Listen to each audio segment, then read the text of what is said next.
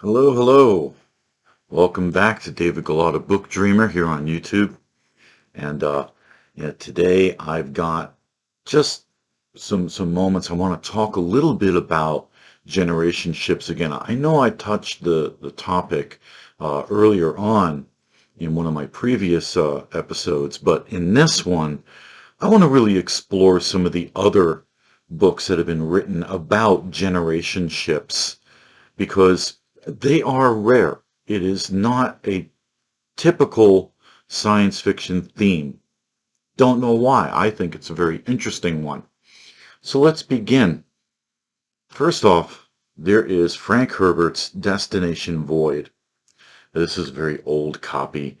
I know it's not in great shape. It's hard to find these days. Destination Void is about the beginnings of a generation ship and the AI that rules it. And that particular book led to a trilogy, including the Jesus incident, where the ship was asking the crew how it would worship it. And that led to some crazy stuff later on in the series. In there, it was a warning about AIs, and I understand that. You know, there are some things to be concerned about with that. I understand. But for myself, I don't think it's that much of a big deal. I like the idea of AIs. I don't think they'll think like us. I don't think they'll have the same desires and needs that we do, but which I think will make them less dangerous. We humans are very dangerous. But that is Frank Herbert, and he did do one trilogy about a generation ship that actually almost became more like fantasy by the time you get to the third book. It's hard to, it's on the cusp of science fiction and fantasy. Then we have Greg Bear and his book Eon. Now, this may seem like a strange example of a generation ship, but it is. It has to do with an asteroid that is found with its locks already in place, with a whole colony ready, and it turns out that it is from the future. And within it is a long singularity that a generation ship rides upon through stacks of realities. So, okay, we've got space travel through radically different means. We have interdimensional travel, again, through very different means, and a generation ship that is meant to hold a huge portion of humanity for generations upon generations as they travel down what's called the Way. Fascinating book. Does come to a sequel, Eternity by Greg Bear. And that's a good book too. I liked Eon better, I'll be honest with you. But Eternity was a good book, and it continued the story where the nature of the generation ship is more fully revealed. And the culture and society that ends up coming out of that ship is radically different from humanity itself now. They have evolved beyond the need for physical form. They create physical forms that their personalities are downloaded into from the central core computers. Very interesting. Very interesting. And it again attempts to answer some of the questions about, what would happen to humanity in such a situation. I'd like to pick out a couple of lesser known authors who've also talked about generation ships. One of them is Frank M. Robinson, The Dark Beyond the Stars. This is also about a generation ship that is on the hunt for sentient life. And it's traveling throughout the galaxy, taking generations to get from one star to the next.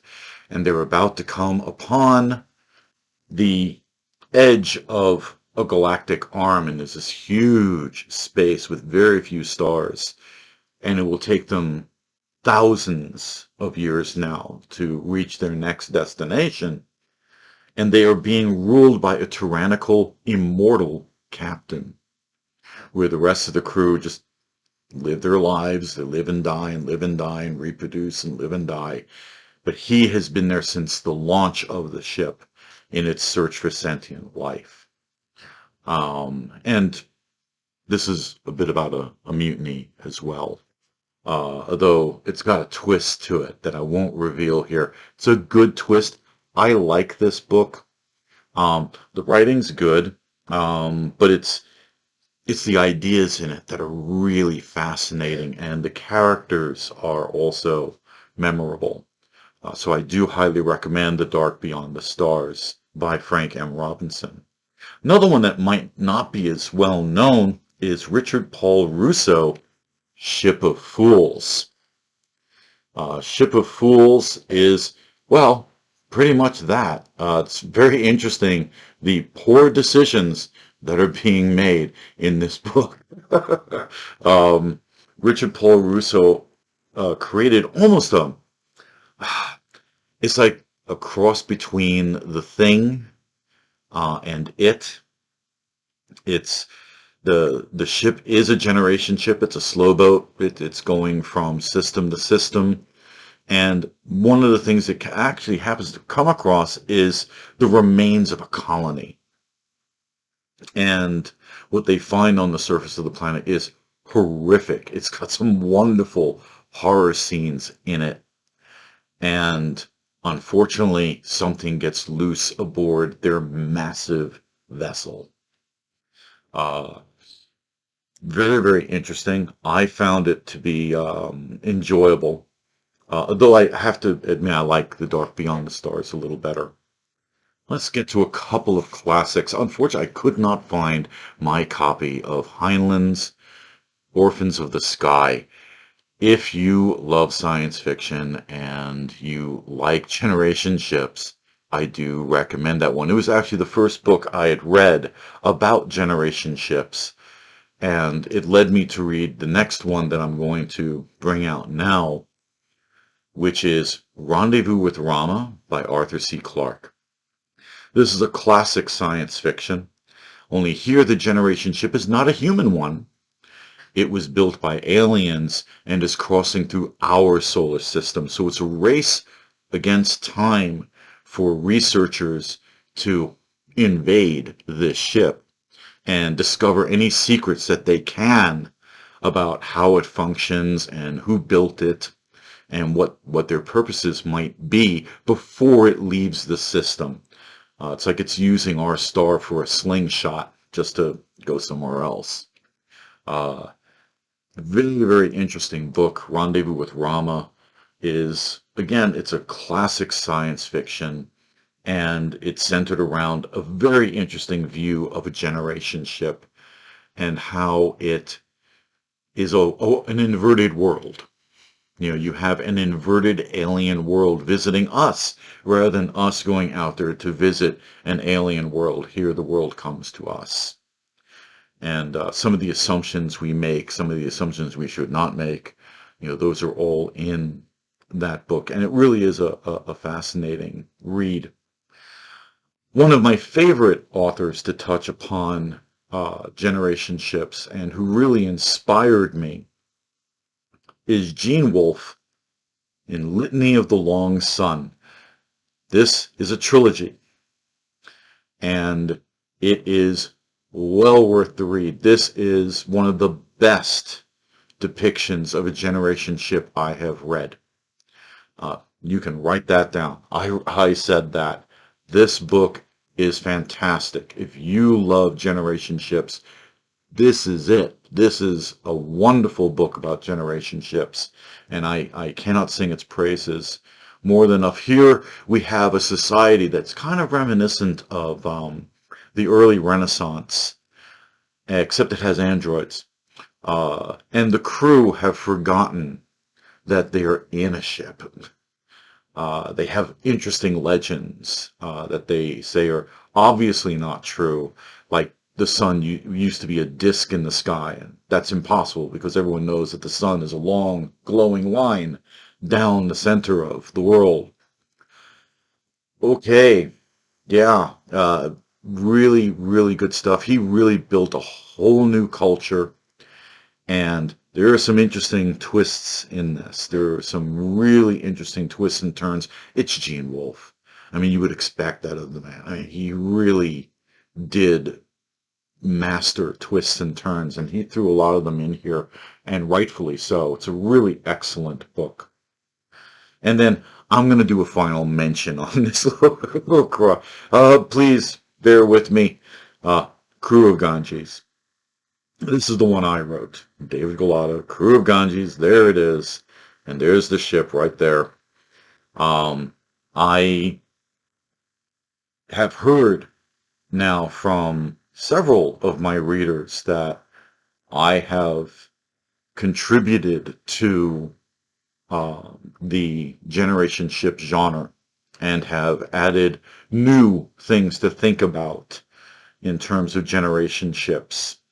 For example, the idea of having several layers within the ship rather than just one hollow tube, having several segments that work independently rather than a single structure. These are ideas that, no, quite honestly, are not found in other generation ships. Some of them have domes and things like that. I believe Orphans of the Sky was more of that type. And some of them are like The Dark Beyond the Stars. It's just a massive ship. You know, everything is hydroponic, whereas Ganges has layers and layers of forests, oceans, deserts, jungles, to keep the crew understanding what kind of environment they should build when they reach a new world. And that is also something new, is putting together the idea of the generation ship with the terraforming process. That also is something that's not really found in either genre, of whether it's terraforming or generation ships. So that's why I include mine, because there are some unique features to Ganges that are not found in other generation ships. I have mentioned in the past the television series produced in Canada called The Star Lost, which I still recommend. I mean, it's kind of campy, you know. I mean, it's 1970s kind of thing, and you know, it was kind of low budget, but I think it really did a nice job of depicting a generation ship and all the various environments that it could have. This was one of the domed types, where it had lines of domes, and each one was a different environment. Fascinating stuff. Fascinating stuff. But if you really want to get your hooks into generation ships, Litany of the Long Sun is a wonderful place to start. Rendezvous with Rama, which gives you a very different idea about generation ships. I love the idea that it's not a human-built construct. Ship of Fools, if you're into The Thing, if you're into, like, you know, sci-fi horror, this is it on a grand scale. You know, it's not like some small vessel with like 200 people in it. No, no, no, no, no, no, no, no. This is like way, way bigger. And that is what makes the horror even worse. Dark Beyond the Stars by Frank Robinson. This book really makes you think. It makes you think, and it really gives an interesting view of time from the perspective of a generation ship, because they're designed to last for thousands of years. That's part of the whole thing. Eon for a little, another step into the odd zone, but very, very nice depiction of a generation ship. And of course, the old classic Destination Void by Frank Herbert. Generation ships are designed to last. They tend to have more simple systems rather than something, finicky. They don't really worry about their engines much, because you're a long way from home and there's no towing service. There's no way for someone to come get you if you become disabled. You have to be able to rebuild the ship wherever you are.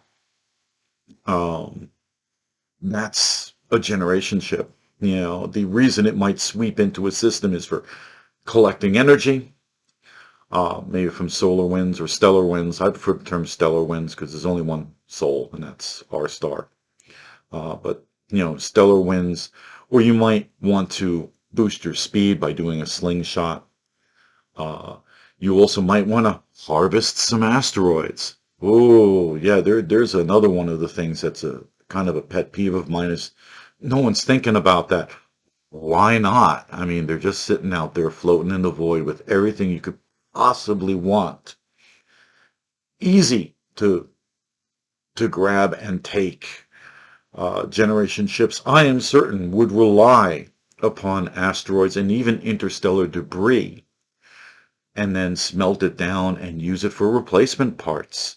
Why would you mine a planet? That seems very wasteful and difficult because you've got that deep gravity well to get out of. Asteroids don't give that problem. I'll talk about that more next week. Generation ships usually have a very large crew, anywhere from 10,000 to, well, 60 million. And that's the case in Crew of Ganges, which has a crew of 45 million. But Stellar Trespassers, my second trilogy, it's up to 60.